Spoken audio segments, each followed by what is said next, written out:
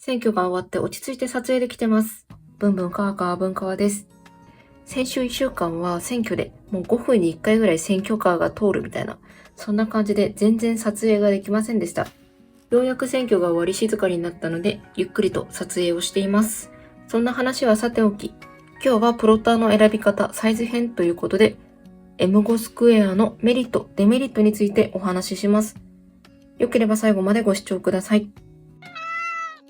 プロッターの選び方シリーズサイズ編も残すところ M5 スクエアと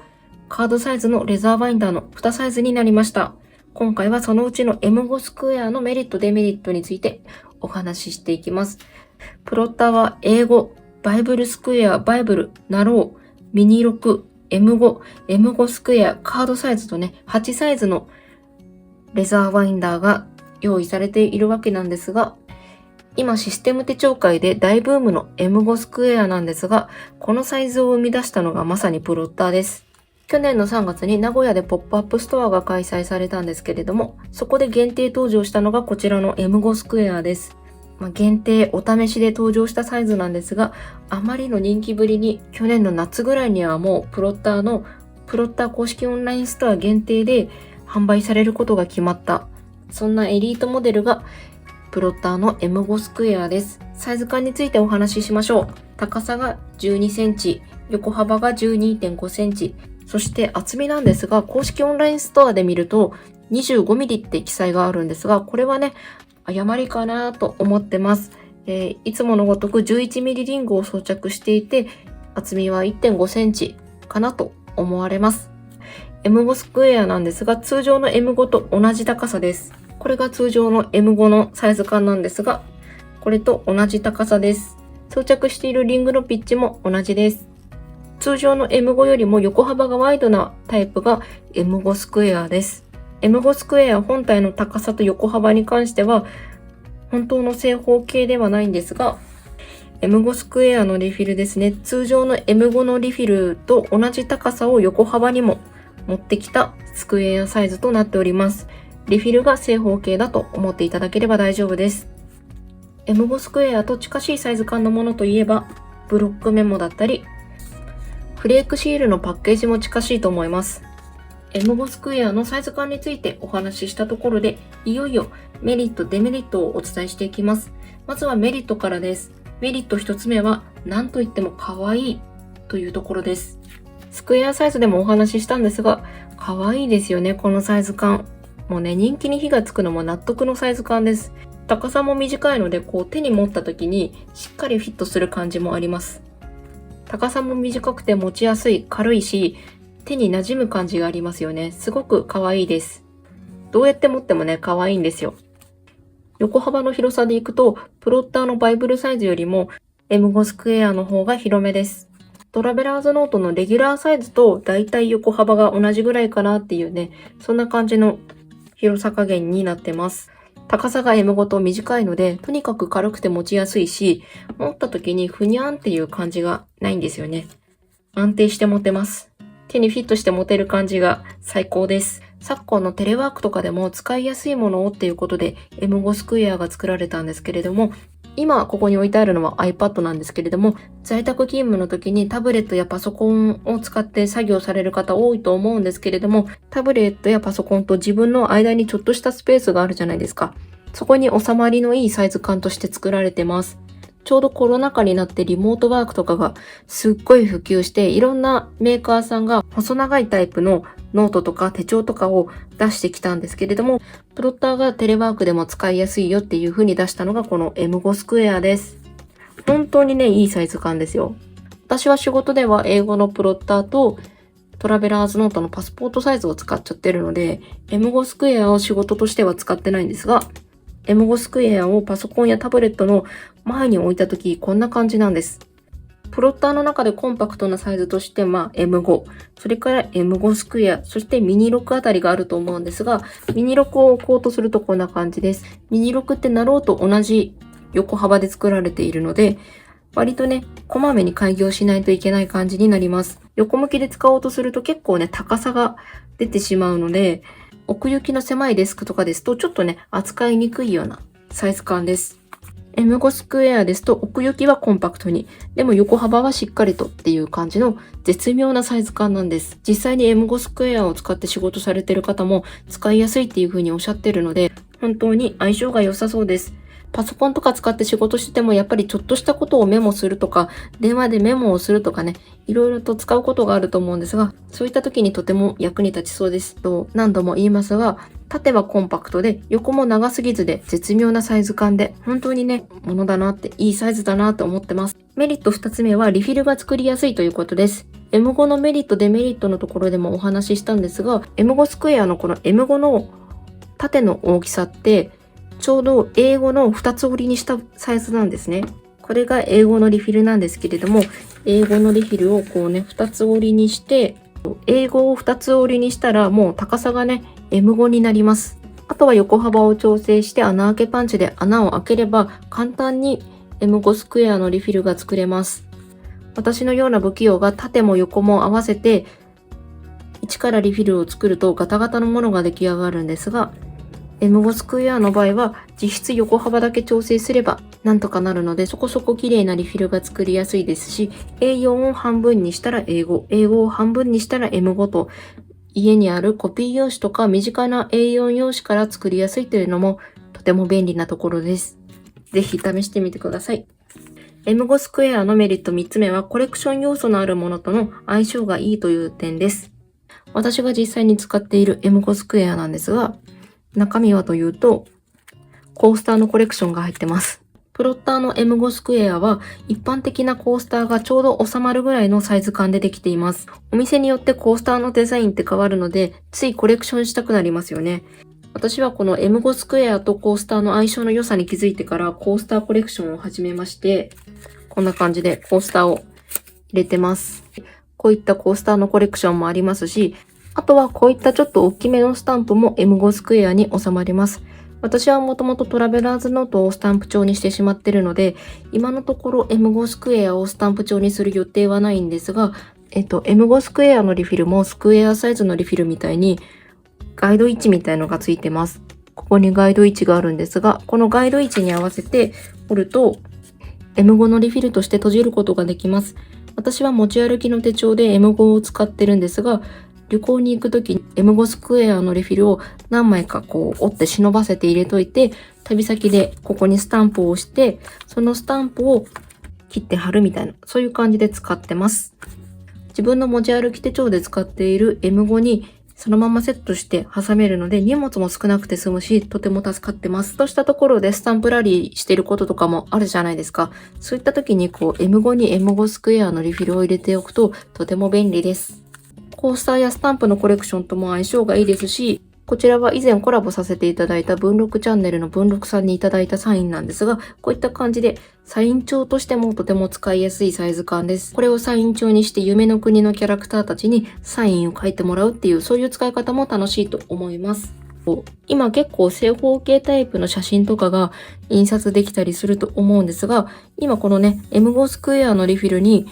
75×75 の一般的な正方形サイズの付箋を貼ってみました。ちょうどいい感じのサイズ感です。これぐらいのサイズ感の写真ともとても相性がいいと思います。後ろ側にはチェキのサイズ感を出してみました。私は実物持ってないんですが、チェキにスクエアサイズっていうのがあるみたいなんですが、そのチェキの印刷したら 86×72 っていうね、こういったサイズ感のものが出来上がるみたいです。この青い枠がそうなんですけれども、これもちょうどいい感じに収められます。今風のアルバムとしてもいいのかなと思います。チェキのワイド用のフィルムですと、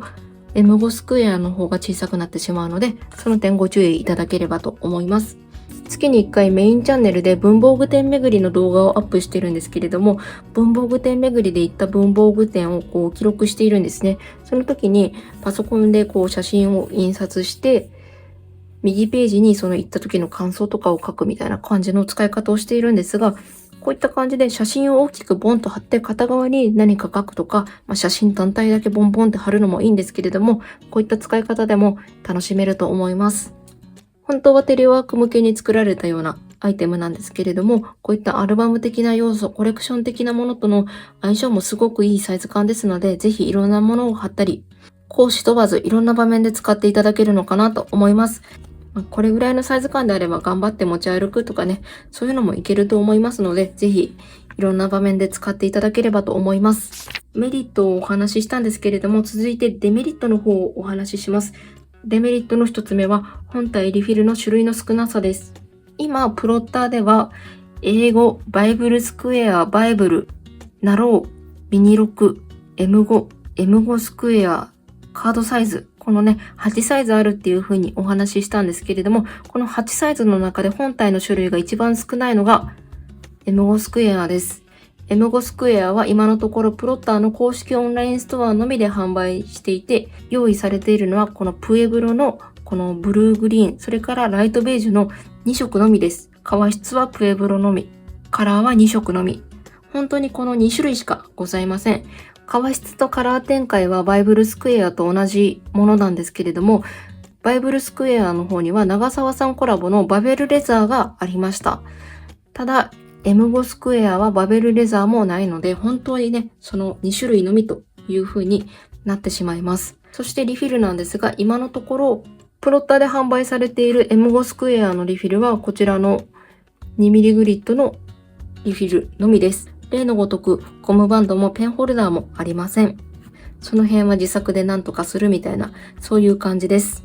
M5 スクエアが去年登場した時に爆発的な人気があって、本当にね、すごかったんですよ。人気、界隈でね、もうめちゃくちゃ可愛い、みんな M5 スクエア欲しいみたいな感じになったんですけれども、その勢いがそのまま個人のクリエイターさんに移って、個人のクリエイターさんが結構 M5 スクエアの本体とかリフィルとかね、販売されてたりします。今のところプロッターから販売されている M5 スクエアのリフィルはこちらの 2mm グリッドのみなんですが、探すと個人のクリエイターさんがこんな感じでリフィル作ってたりもされますので、ぜひいろいろ探してみてもらえればと思います。M5 スクエアのリフィルについてもまた動画を撮りたいなと思ってます。やっぱりすごい人気があるので、プロッターも何らかの形で新しい M5 スクエアのリフィルとか商品を出してくれるのではないかなと思ってます。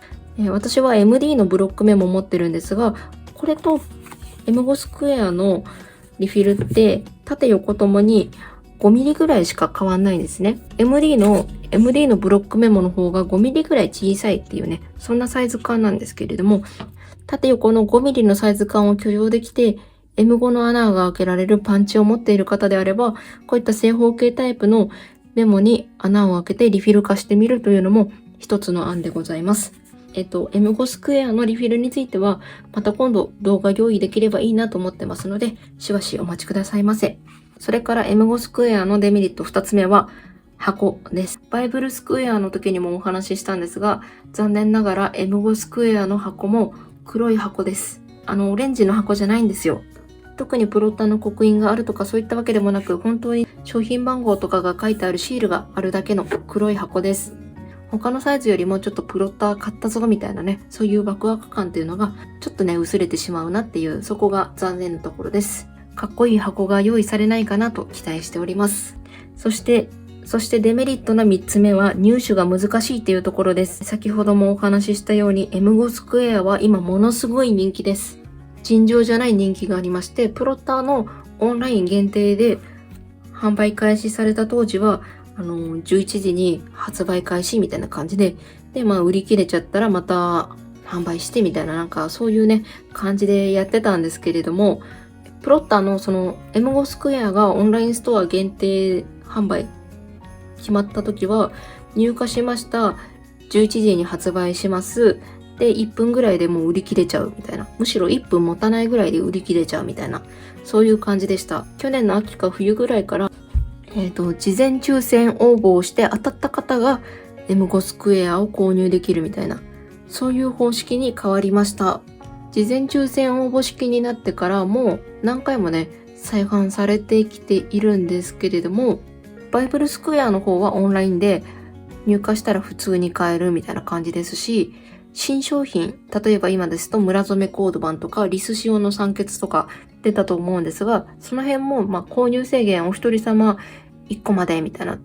制限とかがかかってたりはするんですけれども、事前抽選応募とかそういった方式ではないです。なので比較的自分が入手したいタイミングで入手しやすいんですけれども、M5 スクエアに関しては再入荷のタイミングが読めないですし、まず抽選に当たらないとそもそも入手できないみたいなね、そういう制限があります。この間 M5 スクエアの抽選販売に当たった方に何回応募して当たりましたかってアンケート取ってみたんですよ。そうすると意外と1回目と2回目で当選された方がとても多かったんですけれども、中には4回以上抽選申し込みしても当たらないっていう方もいらっしゃいました。で、私も直近2回申し込みしてみたんですけれども、2回とも外れました。なので自分の好きなタイミングで入手できないっていう難しさがありますね。手帳って自分の必要なタイミングで買いたい時ってあるじゃないですか。今まで手帳って何の用事もなかったけれども、ちょっとスケジュール管理ちゃんとやらないとまずいなって思うから手帳を買おうと思うんだよね。みたいな感じの時とかあるじゃないですか。そういう時にそもそも M5 スクエアがいいなと思ってても、M5 スクエアそう簡単に手に入らないみたいなね。そもそも入手の難易度がめちゃくちゃ高いから自分の必要な時に手に取れないっていうこの難しさがあります。今まで11時の発売開始タイミングでそもそも買えなかった人とかもたくさんいらっしゃるんですよね。今まで11時発売開始のタイミングで必ずしもみんなが画面に向かって操作できるかって言われたらそんなこともなかったですし、なので公平な販売方法の一つではあると思うんですが、そもそも需要と供給のバランスが悪すぎて全然手に取れないっていうこの状況がね、早くなんとかなるといいなと思ってます。入手の難易度は本当に高いんですけれども、絶妙なサイズ感で私もすごく好きなサイズです。ぜひ一回外れちゃったからってくじけずに何回も応募して M5 スクエアを手に取ってもらえればと思います。ということで長々と喋ってしまったんですが、今日は M5 スクエアのメリットデメリットについてお話ししてみました。プロッターの選び方シリーズサイズ編のラストとしてカードサイズのレザーバインダーの紹介が残っています。こちらもまた動画を作ろうと思っていますので、ちょっとお待ちいただければと思います。今日の動画はこの辺で終わるんですが、何か質問やリクエストなどあれば気軽にコメント欄からコメントいただければと思います。最後までご視聴ありがとうございました。また次の投稿をお楽しみに。